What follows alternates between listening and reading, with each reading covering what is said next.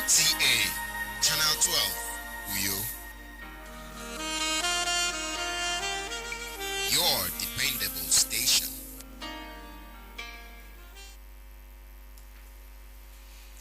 Hello then, welcome to a special edition of our 60 Minutes Live, coming to you from our studio here in NTA Uyo, your dependable station. Now we have here, as the race to the Hilltop Mansion heightens here in Akwa Ibom State, political parties are tightening their gains, crossing their T's, dotting their I's, trying to woo the electorates to ensure that all is ready for the elections on Saturday, 18th March 2023. And we have here in our studio one of the top contenders for the office, vying for the office of the Governor of Akwa Ibom State. He's the governorship candidate of the Accord Party. It's my pleasure to welcome Engineer Dr. Emem Koffie to NTA Uyo. Welcome to NTA. Thank you. It's so good to have you join us. It's actually a 60 minutes show, but I guess you were busy due to your schedules. You have anything to say about this? Well, last minute exigencies, trying to dot the I's and cross the T's. Once again, you're welcome to the show. Let's get started because of time schedule. Would you want to tell us a little bit about yourself? Because for those who are watching via television, by the way, this program could be reached via social media platforms on Facebook and YouTube. So please join us wherever you are to watch this special program. So let's tell us about yourself. May we know who Engineer Dr. Emem Koffie is in just about 2 minutes? Engineer Dr. Emem Koffie is a civil structural engineer by first calling and also a management expert. I am from Ikoronto in Sulubem local government.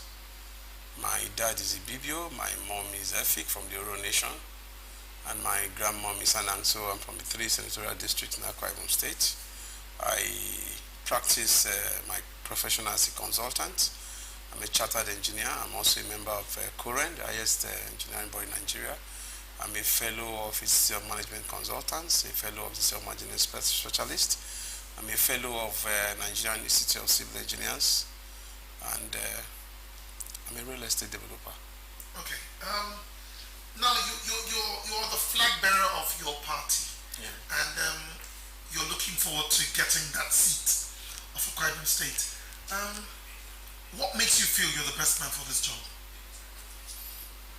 At this point in time, with the level of unemployment in the state, looking at the antecedents of most of the other candidates, they've been called politicians in the state, and we have seen ourselves slide backwards so much because they practice politics as politics. Politics is not a career. At this point, Akwa Ibom needs a businessman who will reinvigorate the system, rejig it, and bring wealth to the state. Not through building of hotels, as the only industry we have in Akwa Ibom State now, but go into production, go into what everybody needs, and then develop the place. Akwa Ibom, as far as I'm concerned, is still a glorified village, Uyo in particular. I've had people come into Uyo for the first time and they ask you, where is the city? So as a real estate developer and a consultant, I want to see Akwa Ibom develop. I want to see investors come in, and that is what makes me different from the rest of the people. The rest of the people that are coming out, most of them have been part of the government that have put us where we are. They also have a lot of baggage. They are members of one cabal or the other at one time or the other. And so that cabal will come to play and stop the people from Akwa Ibom from benefiting from the dividends of democracy. Yes, you made mention about being a real estate developer. Are you saying many houses here or many structures will be pulled down to make Uyo a city, like you just said? Yeah. So what are your plans? Let's look at Oron Road. You drive through Oron Road. Oron Road is supposed to be what you call the center coming from Ibom Plaza. Is more or less what you call a CBD, a central business district. But you see the kind of houses you have there. You still have bungalows, thatched houses that have been plastered on a major road in one of the richest states in Nigeria. As a real estate developer, you should be able to get the owners of those properties to come into agreement, and so the land becomes bigger. They're going to come into a JV. The land becomes bigger. Instead of having a plot that's about 500 square meters, you can harness several plots around there and have 3-4 hectares, and then get investors, issue COO, which is one of the first things I want to do. I will create a Akwa Ibom geographical information system that will chart the entire land in Akwa Ibom and issue CFO. So investors will come in. An investor could come there now and build a multiple floor plaza that will be befitting of a place. And all the stakeholders who had land there will be part of the profit sharing. Simple arrangement. You do that in a couple of places and the whole place is developed. Why would you have a bungalow in a road like a round road and maybe your rent, the whole rent you collect in a year is probably 4-5 million naira because it's shabby buildings. But you collapse a couple of structures and have a multiple floor structure befitting. You see, with the kind of industrialization we want to bring in, expatriates will come and take the offices. Mega businesses, Mobile will move their office here. Very possible. But if you say Mobile should come to Akwa Ibom, please tell me where they will come to. So the real estate industry will boom. Civil servants will now be entitled to proper houses, not these shackles that we see all over the place. When one of our contenders talk about, another party talk about a beach, when people come to your beach, where will they stay? What kind of environment are they going to come and see? So before you talk about beach, that's a long-term matter. The initial problem is to get the city attractive enough for people to come. Otherwise, they'll come to the beach maybe from Port Harcourt and go back, and you will not benefit from downstream investments, investments in your state. There should be commercial activities. The city has to be like a capital before people want to come here for holiday. Okay, apart from your developing the city, and making Uyo a hub, as it were, are there other plans, or what are your plans actually for the people themselves to have direct, benefit with the government if you come into office?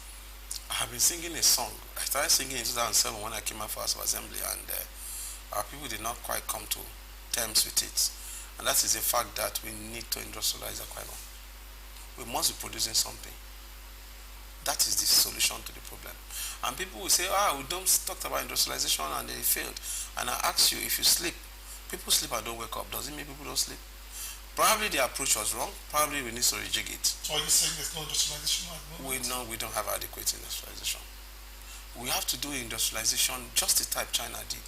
Produce what everybody's using, what people cannot stop using. While America was trying to go to the moon, China was producing your shoes, your slippers, your phone jackets, things everybody buy every time they're disposable. So you keep coming over and over to buy. So we're looking at cottage industries, not this kind of industries that take so much time to build and the people must have died of hunger before you finish the projects. Like we have been singing about a refinery in Akwa Ibom for over 30 years. We should look at projects, the shoes you are wearing, the clothes you are wearing, the juice you are drinking, the pando you are buying, things that are very easy to produce. 6 months to 1 year, all these industries are functioning. We want to do 10-10 in every local government for a start. And so you have massive employment of the youths. And they'll be part of the construction, they'll be employed. And then the approach I want to use, so that it's not abused by government and the government politicians, is to build the industries, do all the civil works, do the buildings, and the investors, the foreigners, just working with the specialized equipment. And so you have a prevailing shares in the transaction under a PPP arrangement. The state governments will take just 15 to 20%, maximum 20. The investors coming should take 30%. The remaining goes to the communities. Every local government is divided to clans, families, and individuals. So the way you can identify somebody that has a BVN or has a voter's card, you identify people from a certain age, have the account numbers and their BVN, domicile it in the bank and in the factory. And so when you sit down with on the board, of course we'll have members of the board who will be from Akwa Ibom. When you sit down and share profit, everybody gets a share of it. So everybody in Akwa Ibom will have a part of that money. So tell me why the youths will go and burn down the industry. Tell me why they want to kidnap the white man. It's working in Calabar because people will say, is it possible the Chinese that are crushing rocks in Akwa Ibom are doing it? The youths in that community, whether they are working or not, they get an alert. That is the second line of interest, how it gets to the youths or the people in the community. The first is that there will be employment. The second is that you have a shareholder in the company. Are there plans by your government, if you eventually win, to develop the SM? Small and medium scale. Yes. Perfect. Now, from the cottage industry approach, you can see that we're looking at things that will reach the small man. If you are, for example, producing juice, right? Then you have people who are going to sell those juice. You have to find a way to empower them to be distributors, to be able to purchase. So we want to look at being able to get the small scale industries getting active. They're going to be very active. 310 cottage industries producing almost everything people are using, they are going to be very active. So we are very concerned about small business. All over the world, they are the ones that they have the highest number of employment, more than the ministries. You understand what I mean? Yes, they have the highest number of employment ability, far above government. So when people come, you hear politicians say, I will employ the youth, and I ask them how. Is it the civil service that's already over bloated, that you cannot pay salaries, you cannot pay retirees? Is that where you are going to employ them? We have to go outside the ministry. So what are the plans you're doing to go outside the ministry? Because I was going to come to asking you, what plans do you have for the youth in terms of employment?